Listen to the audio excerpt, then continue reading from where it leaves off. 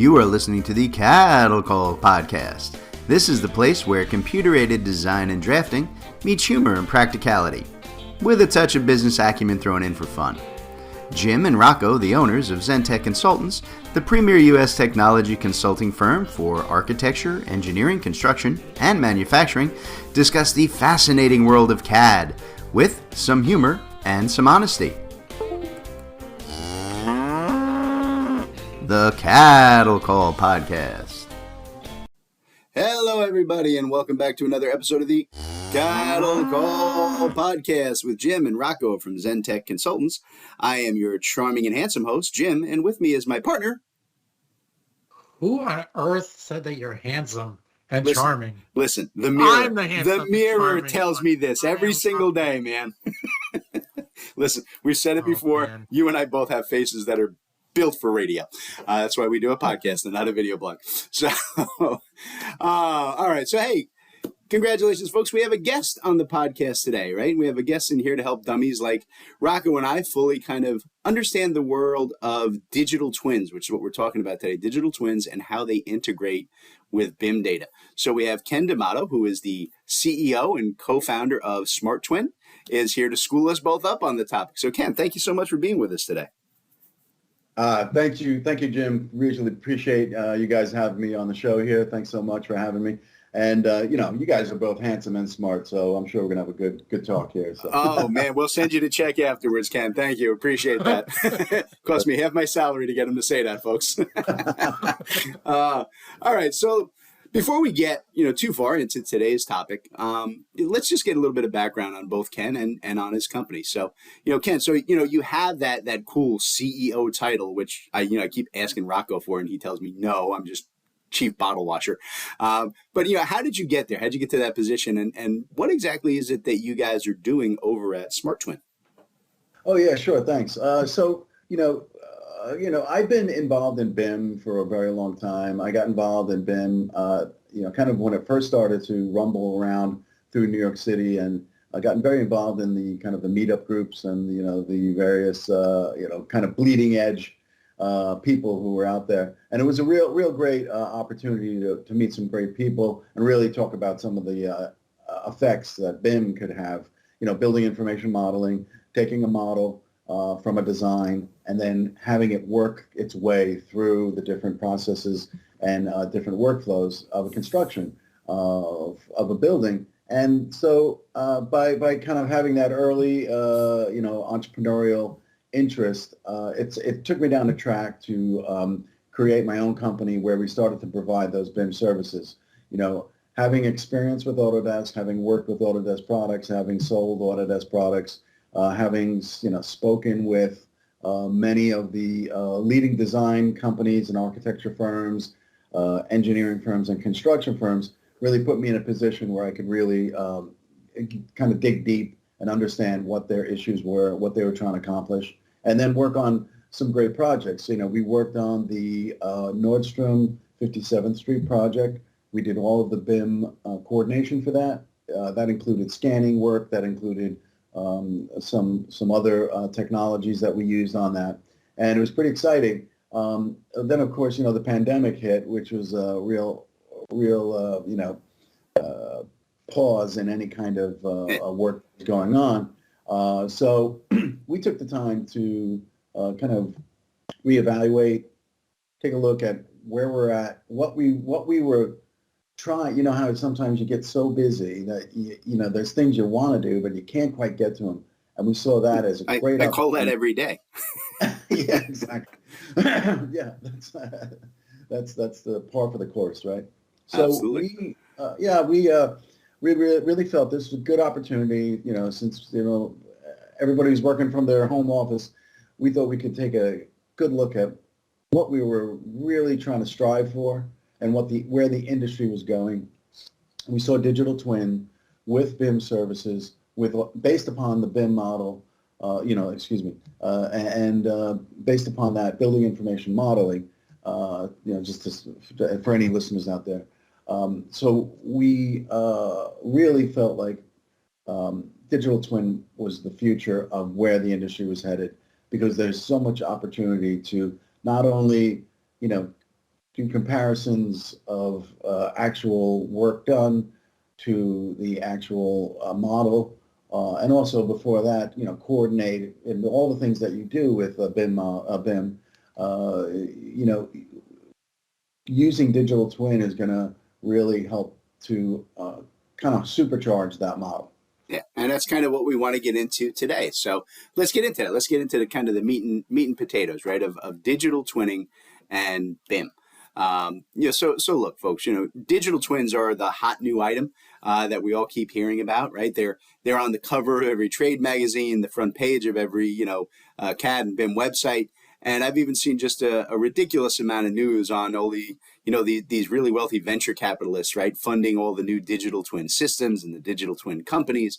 And it's a great setup, right? And the basic concept sounds very simple, right? It's basically creating a virtual model, that attempts to duplicate the real world conditions of your site or your building.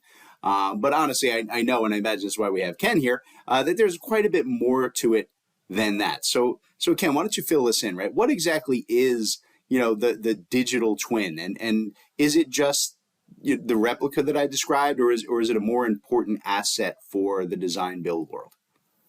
Yeah, well, it's a good initial description that you gave. So, the digital twin is really a kind of a working model that attaches to what happens on a daily basis.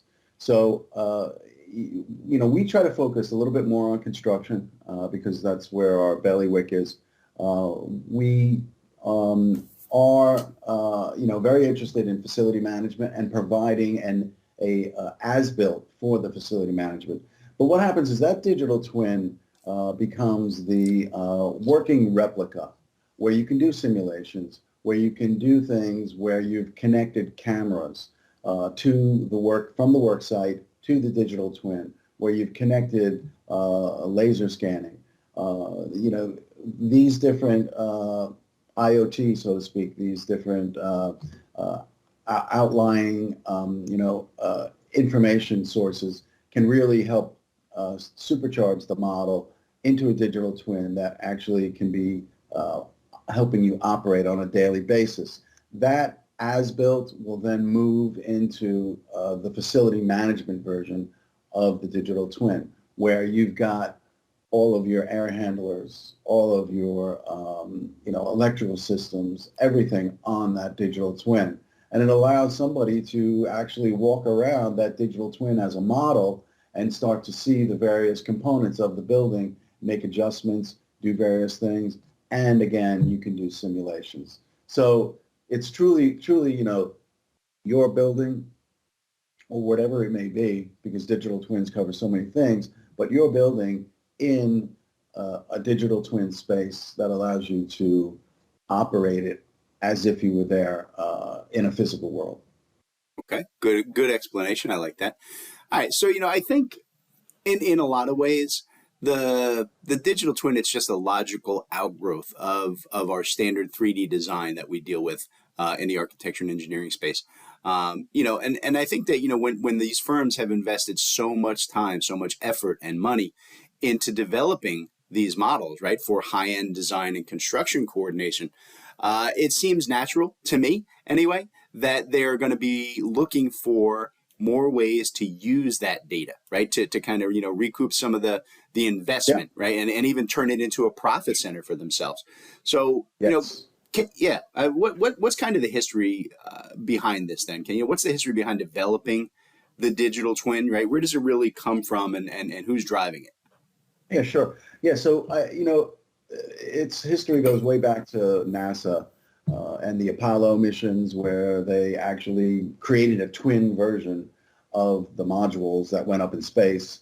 And the famous, of course, Apollo 13 movie, where the guys are on the ground actually working the twin version, so to speak.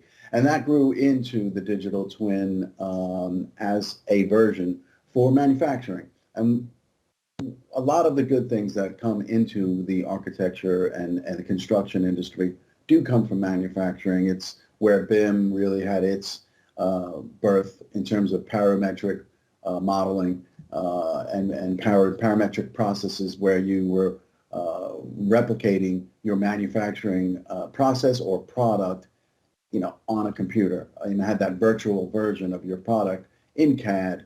Then, you started to do parametric modeling where, if you changed a screw, all of the screws would change. And that was because the computing horsepower in the 80s and so on wasn't quite up to what we need for buildings. So now we've got this, evolution happening where, again, we're going back and looking at what manufacturing is doing, and they are digital twinning not only their products and what they're creating, they're digital twinning for faster prototyping and things like that. They're actually digital twinning their manufacturing floor. And all of that coming together can relate to buildings and how to operate a building in a better space as a facility management. And then even if you take a step back to when it's being constructed. And so, it's really, truly, like you said, leveraging all of these, design attributes that we add to the model from its very inception with the architect. Because you can take a digital twin of a design model and you can move that out into, as a digital twin, move it out into the metaverse and actually start to get revenue from that model in a particular metaverse, platform. Developers can start to see their buildings before they're even built, generating rent or revenue or retail, and that's what I'm excited about digital twins, because now you're helping developers start to realize money. It's not just build it and they will come. It's really build it early and they will come, and that gets their design into people's hands so that they can visit in a metaverse platform and actually start to interact with the space and start to, with retail, they can start to purchase things in terms of an NFT, or even purchase things in terms of your standard, shipping of a real product. Especially with fashion and that kind of retail, where people are looking to, get everyday items that they would buy normally on Amazon. They can start to purchase it there. And these constructs are being built out by many companies, but, I would say Epic with the Unreal Engine is really way ahead. Yeah. And they're doing a great job. And I'm in conversations and learning about how they're creating metaverse versions of digital twins. That's one fork of the road. But the other fork of the road is taking that digital twin from the architectural design and engineering and so on, and then moving it into the construction industry, moving it into the construction process, and giving constructors the ability to do that same kind of simulation that a retail store owner would appreciate in the metaverse. They now do it with the digital twin in their construction space. So, you can, it's not that you're just going to check for piping and walls and air ducts that are running into each other and kind of playing like a little bit of a rearranging game of the jigsaw puzzle. What you're really doing is you are actually able to take that digital twin and run it through simulations and actually train people before they even get on site as to what they're going to do this week, the next week, and the next week. And they can actually run through versions of what they're going to be doing and seeing, and really see the model come to life as a digital twin. Then they go into connecting all of the monitoring cameras, 360 cameras, LiDAR, for laser scanning, and all of that can then make sure that everything is in the right place, the right time, and also this totally reduces rework, and which is a big cost in construction. Yeah, that's probably the biggest cost in construction is the amount we spend on redoing things. Exactly. And then you're going to have a really good as-built because you're going to be able to push that out at the end of the construction to the facility management. And you're going to be able to say, this is the true as-built. And we know it because we've been scanning, once a week, and we've got 360 cameras running every single day. And, you're not going to be surprised when you walk down the hall and see something that you saw in the 2D plans on the drawing when we handed you paper back in the old days. Yeah. Now it's real, and you can see it, and you can tour it, and you can control it, and that's and you what can the see it facility, happening in real time too, which is really nice. and you can check your energy usage by running a simulation as to maybe lighting and different energy resources turned on and off at different times of the day, and see how you can improve your energy usage, which is all good for the planet. Nice. So okay, so Rocco, we're talking tech stuff. I know we put you to sleep over there. We'll wake you up. So in terms of our clients here at Zentech, right? Who do you see has the most interest in the digital twin concept, right? Is it the designers, the GCs, the developers, the owners? Who's expressing interest? It's not something that I honestly talk about with folks too often. I mean, it's like the cool and upcoming thing, and that's why we've got Ken here, to talk about it. But if at all it comes up at present, it's at the designer level. But it clearly applies across the board, right? Yeah.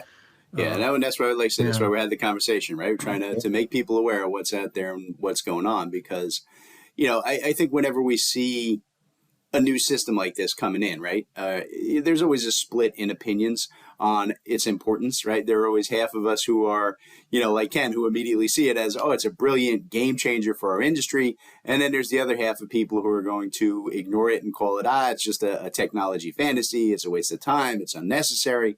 I mean, we saw that with CAD when it came out, and we saw it with 3D modeling, and we saw it with BIM.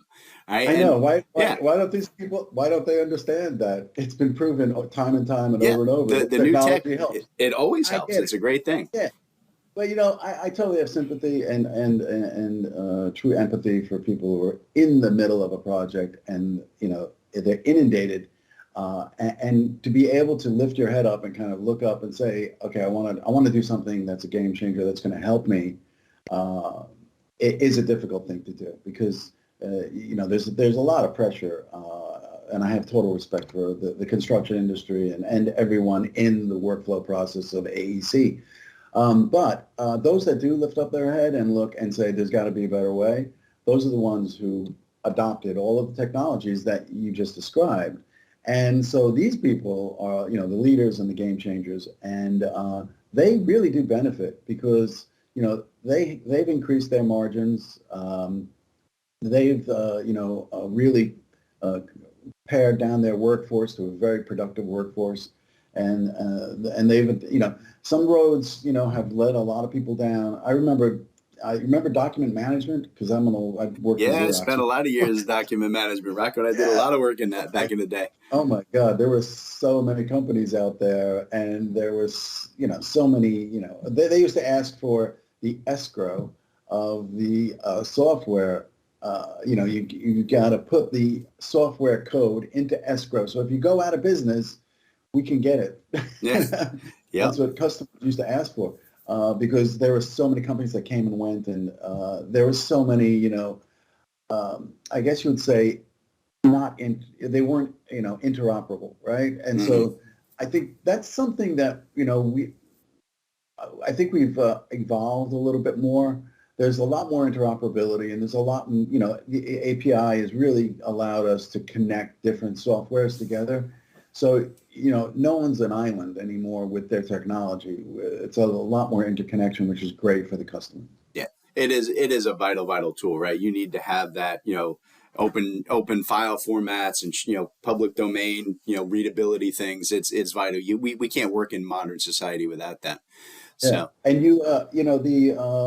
the fear of getting stuck with the technology that it is going to disappear or is a wrong road to go down is a lot less today. And I think there's a lot more people that have grown up with technology that have a lot less fear of it, and those people are making decisions now these days.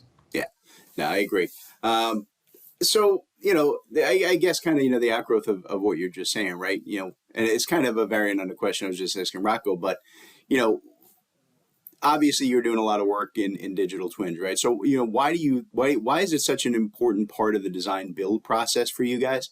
And where are the real benefits in that design build space? Where are the real benefits of a digital twin, and who in particular is most likely to get those benefits? Well, you know, uh, the digital twin, is in its infancy, so to speak.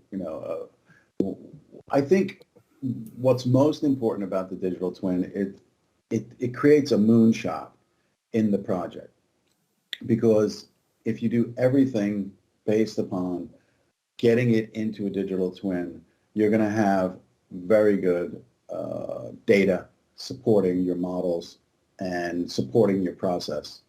And the ancillary technology, which is what we specialize in as well, the ancillary technology that's really available right now and is something that in 48 hours you can have on your site, your construction site, or in 48 hours you can start using in your design process, or in 48 hours you can have these tools that are helping your facility management. Those ancillary technologies, based upon the fact that they work with digital twins, can really start to affect your process like immediately. But what happens is, and that's where we come in, is to shepherd people and consult. I hate to use the word consult because it scares people. It does. It always frightens them. I talk about it all the time. They hear Yeah, consult. They see dollar signs. you get it. Yeah, everybody kind of sits up in their seat with a stiff back Yeah. when you say the word consult. But really, really help people get the overall picture and really help people lead them to the goal of the digital twin when you're using these other technologies. And some of these other technologies, for because we specialize in construction, are things like LiDAR verification of a construction site, 360 camera verification of a construction site, and the comparison technologies that allow you to get reports overnight, and the next day you can look and see what's right and what's wrong. And also augmented reality. I'm working with a great company, XYZ Reality, that gets their model on site with a helmet and an AR visor of their own design, not a HoloLens retrofit. A model would be on site within 3 to 5 millimeters. So, you can walk up to a bolt on a structure and you can see that it's lined up perfectly. That's amazing. Yeah, it really is truly amazing. Takes a little bit of doing because, you want to make sure your survey is correct. But what does that do? That makes sure that you've got a good survey of your site, And so when you're shooting for the higher level, just like anything in human endeavor, when you're shooting for that higher level of self or project or, final build delivery, when you're shooting for that higher level, everything else is going to be up to a higher level. That makes sense.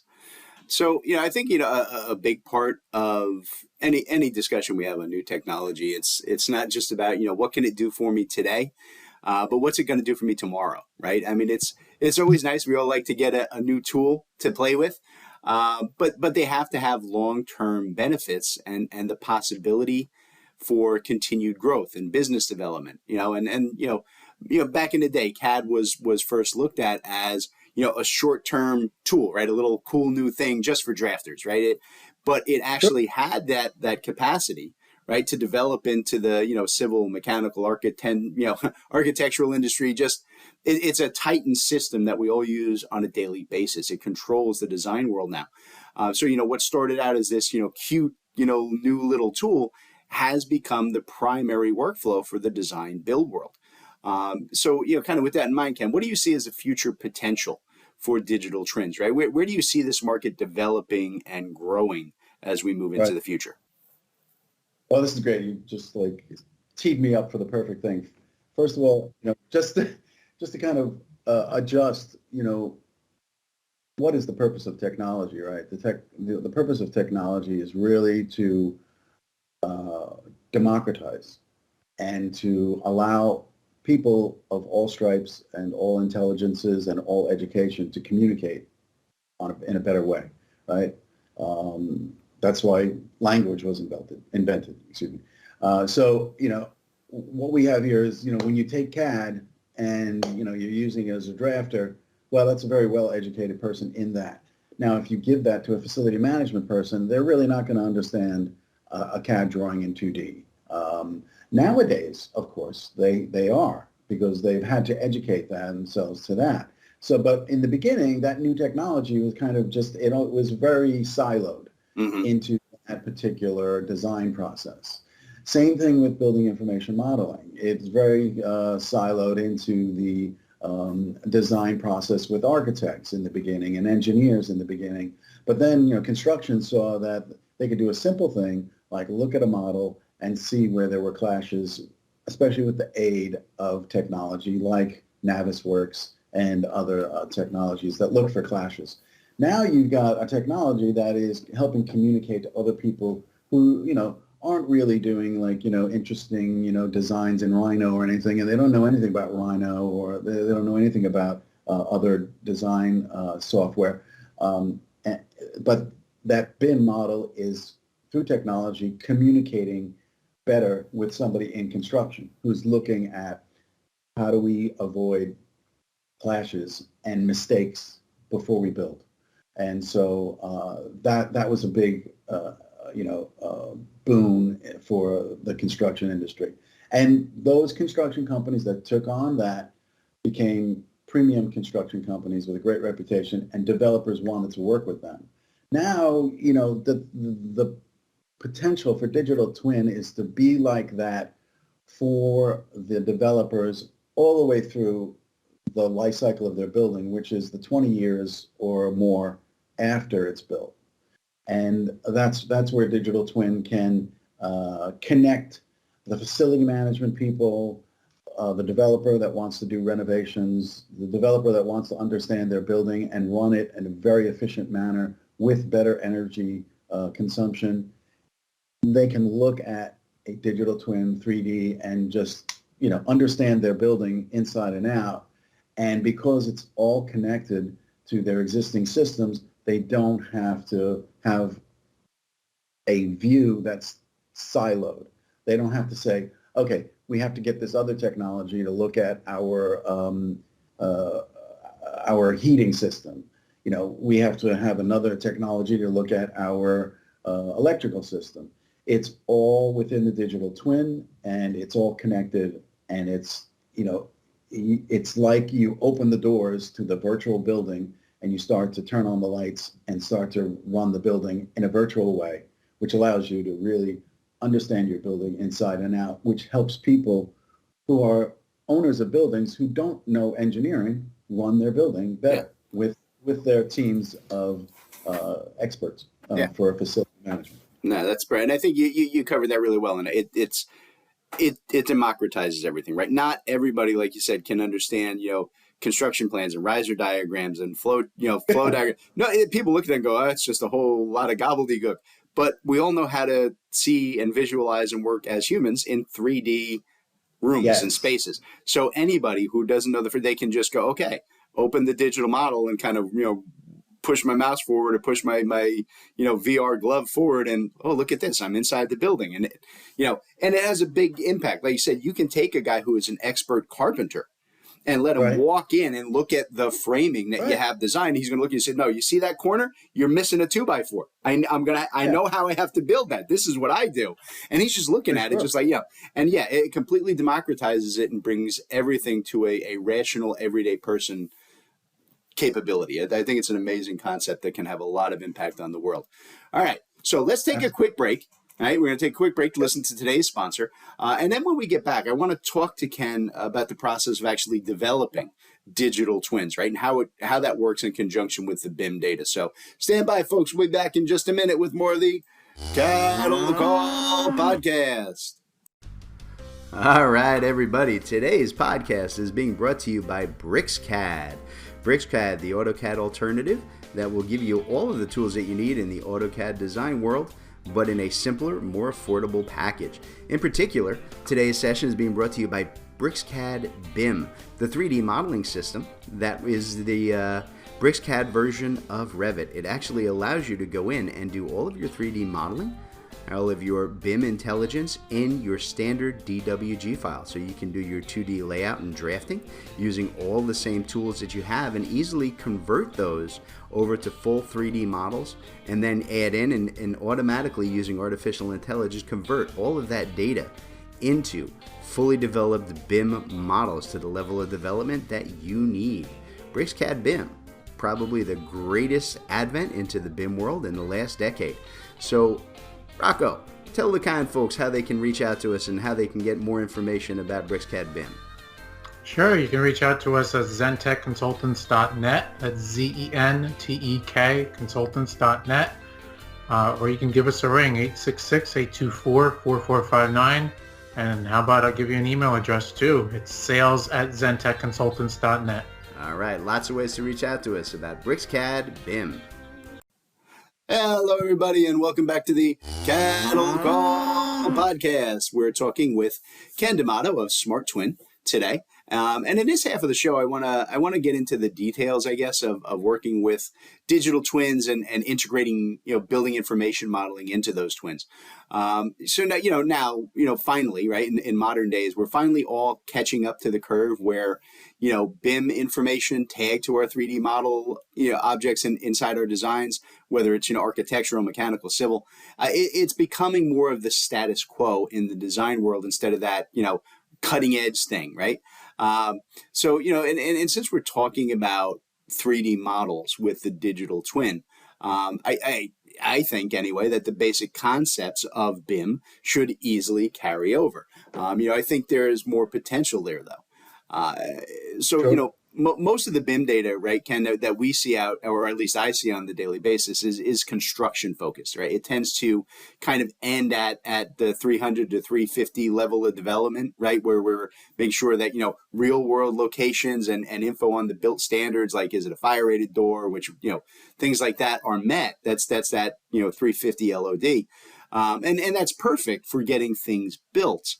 But yeah. I think it's limited in what we're talking about, extending that usefulness of the digital twin beyond basic construction.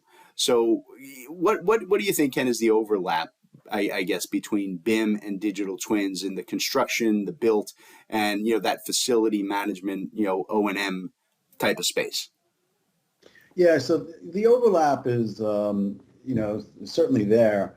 But again, as we were saying in the last session, we are looking to, really push to that moonshot, to the best possible scenario.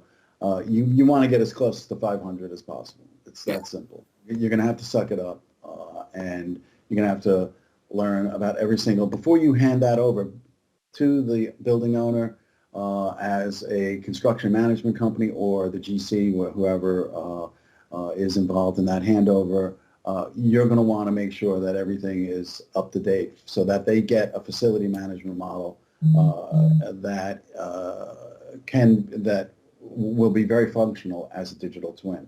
You're going to want to know what doors are fire rated. You're going to want to know various specifications on equipment. You're going to want to have the associated, any manuals that, training resources for that equipment.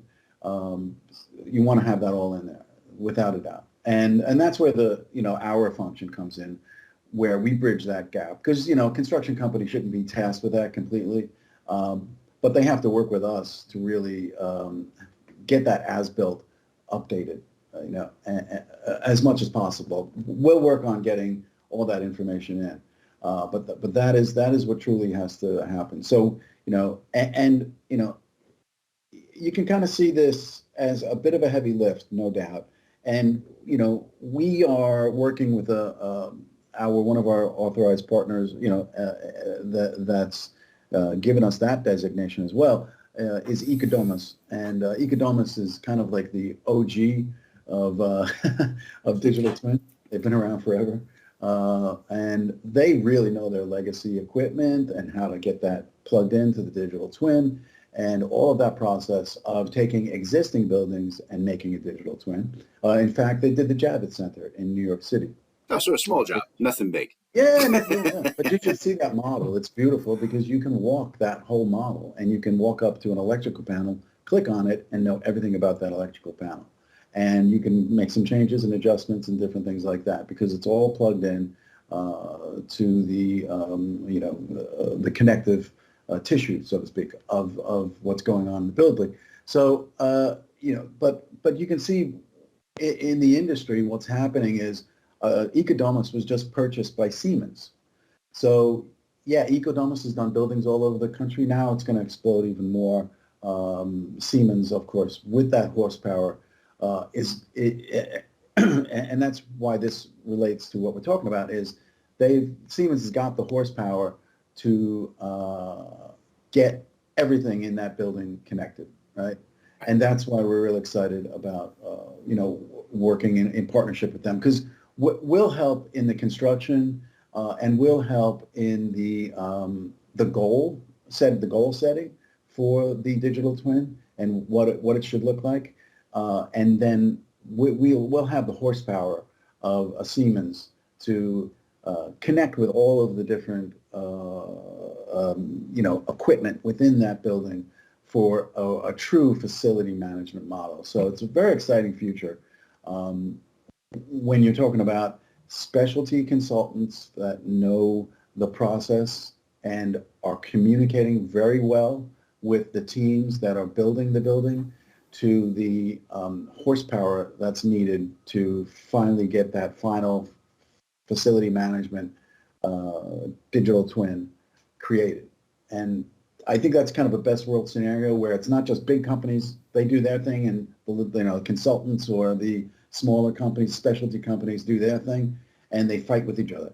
This is more of a coming together, which we hope will make for a better world. I like it. I just did my world peace. Yeah, nice.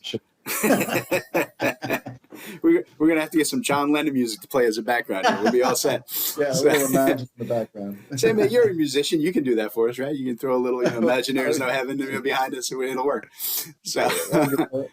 Maybe on guitar. Right? There you go. So look, I mean, I think your point is really well made, though. I mean, I think, one of the things here is, I think comes down to profitability, right? So look, the big thing with any new tech is you got to convince people, I think, of two basic things. First, that it will make them money.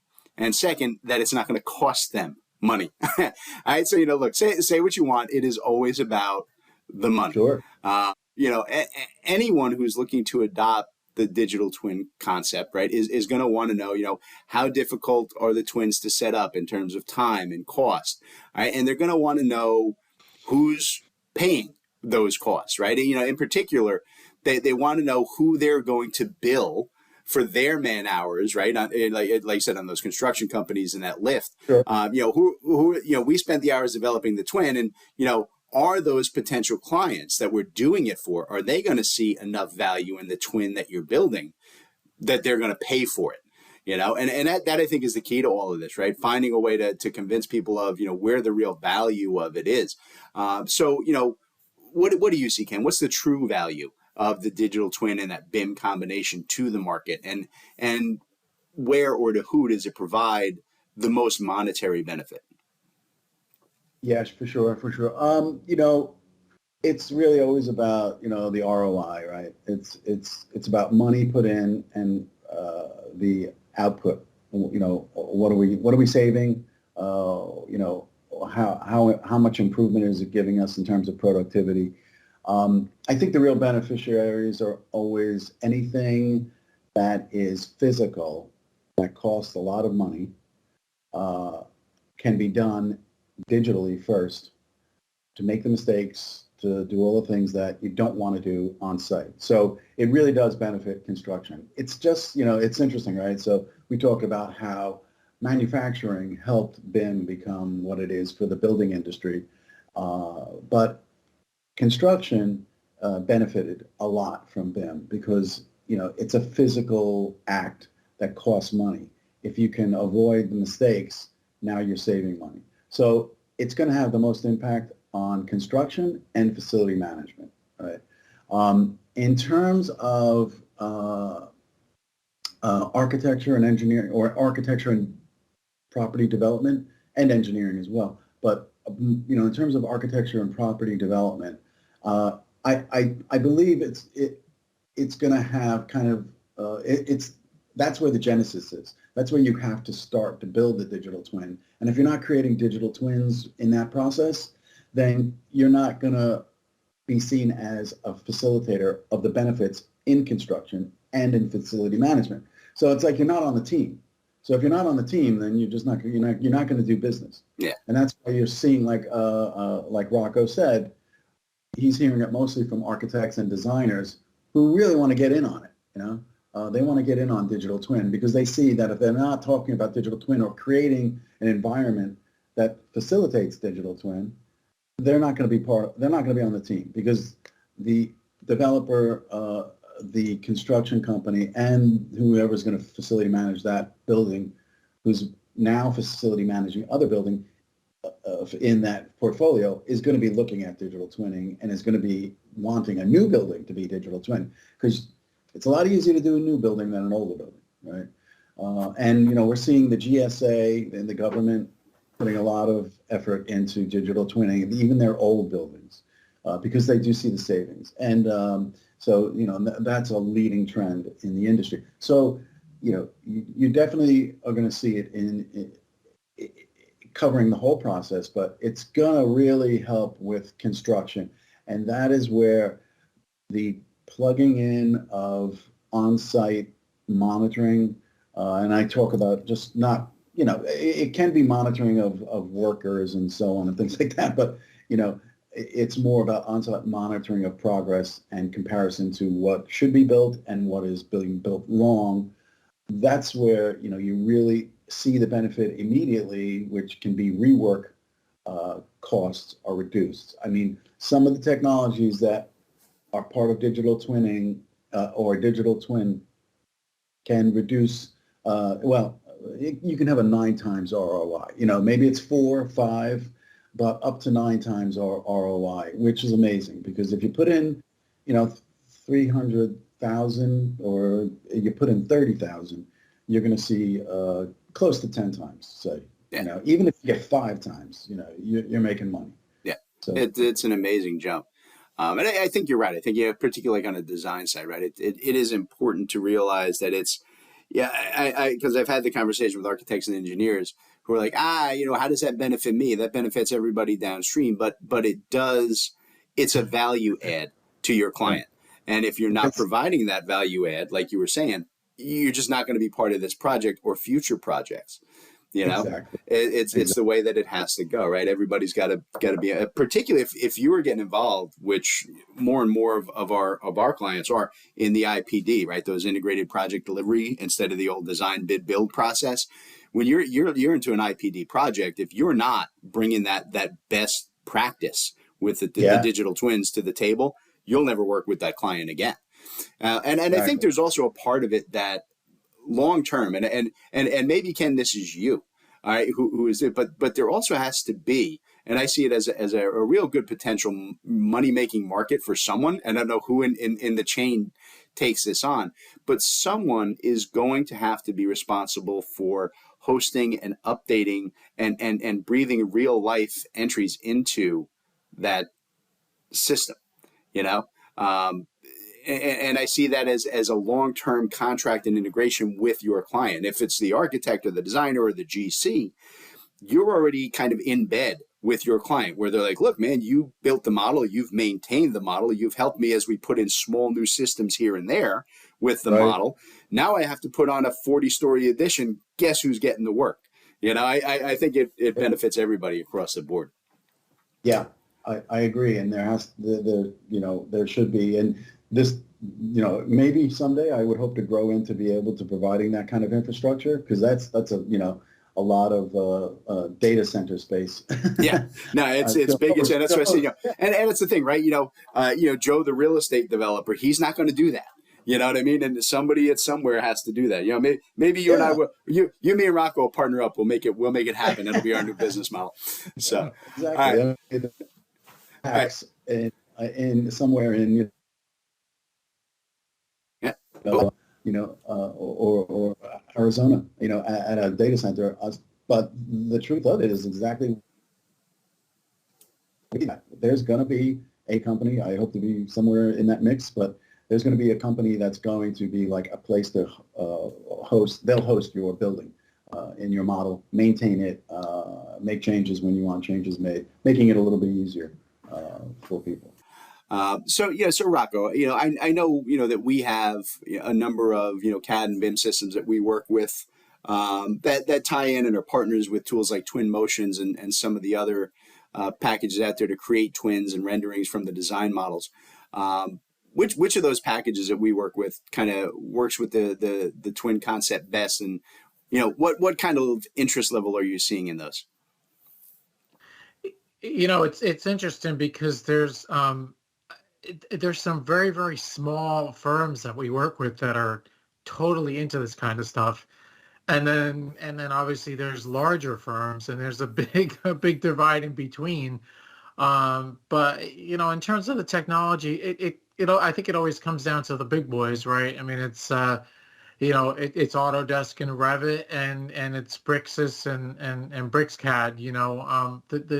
And those are the core guys that we work with. But it's interesting who's into it and who's not. And like I said, there's a lot of education that's got to go on in between here to get people to that level to see the value. Okay, fair enough, fair enough. So, Ken, when you're kind of taking that model, right, and you're coming from, the construction 3D BIM model, obviously those models, right, there's initially a lot of focus on, the information, the BIM data for individual assets in the twin, right? You're going to bring over, specifics about doors and windows and columns and things like that. But what areas or features can kind of be developed beyond that basic BIM information, for the benefit of the project and for building owners and so on? So just so I understand, you mean in terms of features drawn out of the data? Yeah, I mean, like I said, the BIM data that's in the 3D design model where we're kind of at today, that's going to have stuff that's, it's going to give you BIM information about very specific components for building and construction. Right. Are there things in terms of, like you're saying before, like analysis and area effects and, scheduling and support information? What other areas can be added to the digital twin that go beyond just that basic BIM data? Oh yeah, for sure. So you're talking like static data and kind of dynamic data. Yeah. The dynamic data is where it's at, no doubt. The static data and kind of like what the facility managers want to know, like, what model screws do I have in my doors or something like that. That can be added kind of at the end, in the facility management model. You want to keep that, you want to keep your model agile, right? And you want to keep it unencumbered to a point. So it's really, good organizational skills are important, and discerning what's important for this process in the model is what's key, because you don't want to overload the model as you're working, because you want those dynamic functions that you're using in the model to operate relatively quickly. And, there's other technologies out there that are really at the forefront of improving that, and that's where AI comes in. And I'm working with an AI company that does basically chip processing in the cloud. They design a chip for a specific function of processing large amounts of data, but you access it through the cloud, and we're using it for point cloud segmentation and schema of point clouds. That alone is a big boon, because it'll take like 3 billion points in a point cloud and turn it into a useful output within an hour, Wow. or or even less. That's impressive. Yeah, it's super amazing. But this goes into the memory being designed right onto the chip, so that training memory that AI depends upon is not in another rack, or separated, isn't going through an API to access. It's like right on top of the chip design, and so that's a big game changer. And I'm working with them on some things that are relating to the metaverse and how we can get a digital twin into the metaverse and then get that digital twin also going down the other fork in the road to construction. So that's a really exciting thing that we're working on. We're talking to major gaming companies as well, but we take that same philosophy and we apply it to design in the early design periods and then in the construction period of that very as lightweight as possible model. We're focusing on what's needed for that process, and then using horsepower to make it operate quickly and agile. Because you don't want to have to wait a day or 2 days or have to put a group of people on a model to get something accomplished. If you can use those technologies and have a very well-crafted model and digital twin that is going to be very agile and quick, and you're going to be able to get work done, that's the kind of organizational thought process that you want to have. How do I make it fast, quick, and utilize technologies that are going to let it work at my speed or faster? There you go. Yeah, perfect. So that kind of leads into my last little bit here I wanted to talk about, which is the last piece I think of the puzzle. It's kind of what Ken was just alluding to. It has to be the complexity. And I think moving to any new process always brings doubts about kind of the learning curve involved, and how hard is it going to be to get my people to use this, and how do I change processes to do this. And look, people don't want to spend weeks and months learning all these new tools, these new skills, and kind of applying them to developing a digital twin on spec, so to speak. They're looking for a simple conversion build process that's going to leave them with some kind of a marketable, usable product that they can see that ROI on as quickly as possible.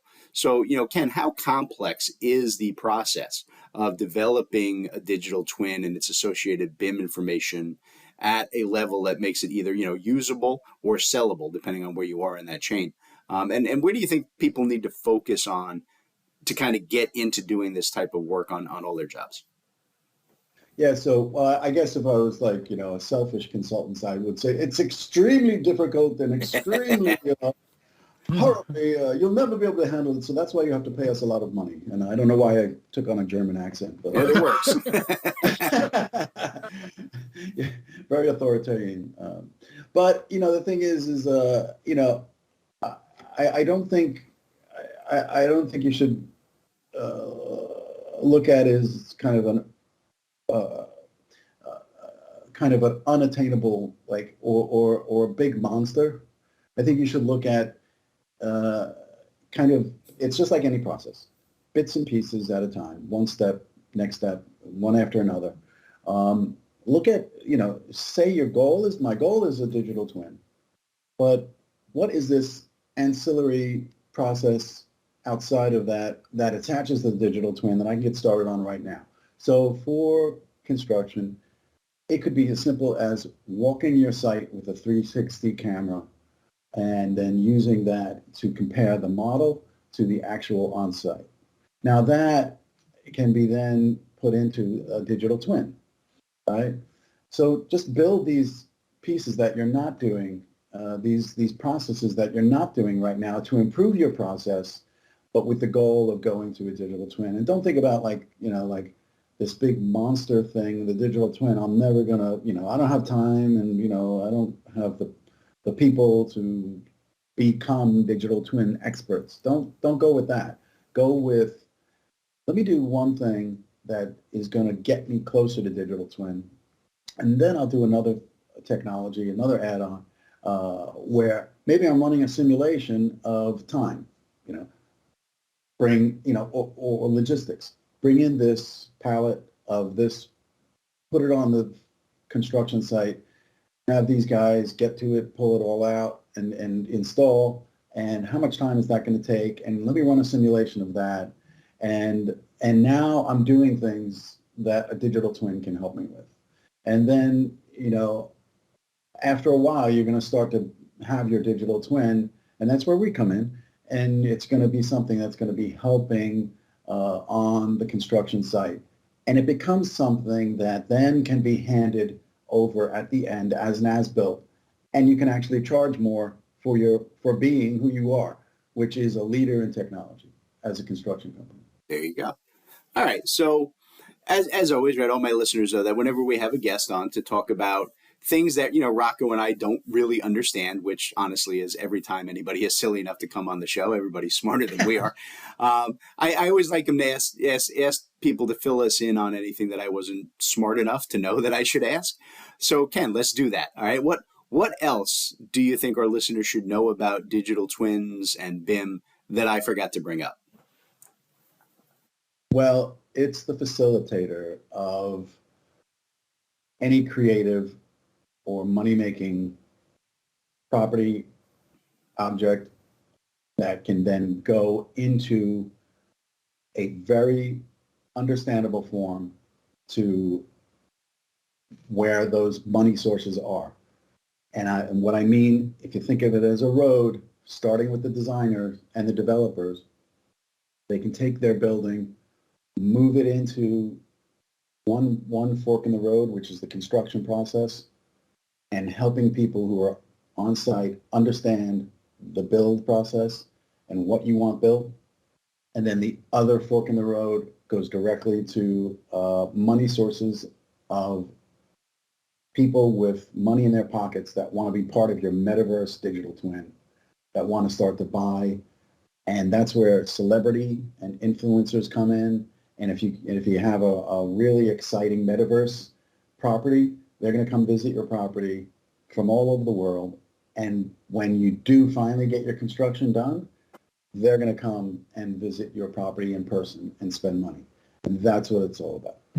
There you go. Good answer. All right. So let's wrap it up there then. And first of all, I just want to thank Ken for being on the show today. Even though he's known Rocco for a lot of years and should know better than to get involved with us, he did anyway. So Ken, we really do appreciate you being here. And we would absolutely love to have you back on the show in the future where you can talk to us about more of the cool stuff that you're doing. Well, it was a great time. And thanks for having me. I really appreciate it. It was a lot of fun. It was our pleasure, sir. You're welcome. Thank you. All right, folks, we're out of here, and we will catch you next time on the Cattle Call Podcast. All right, everybody, today's Cattle Call was brought to you courtesy of Zentech Consultants. That's Rocco and I. Zentech Consultants works with design and manufacturing firms to help our clients purchase and implement the software that they need in these complex industries. We provide a single point of contact for clients to buy, develop, and learn the most vital software systems for your specific needs. Zentech strives to be your trusted technology partner from your initial needs all the way through long-term support and training for your entire staff. So Rocco, why don't you tell them how to reach out to Zentech? All right, yeah, you can reach out to us through zentechconsultants.net. You can email us at sales@zentechconsultants.net, or you can even call us 866-824-4459. Excellent. We look forward to hearing from you all.